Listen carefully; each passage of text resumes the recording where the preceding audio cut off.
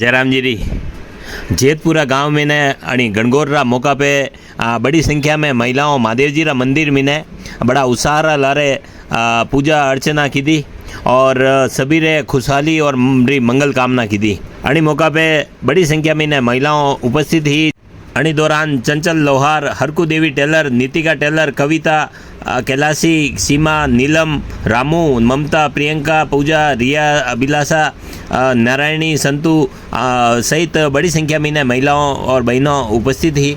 यह खबर लक्ष्मण जी लोहार जेतपुरा अपन लिए भेजी।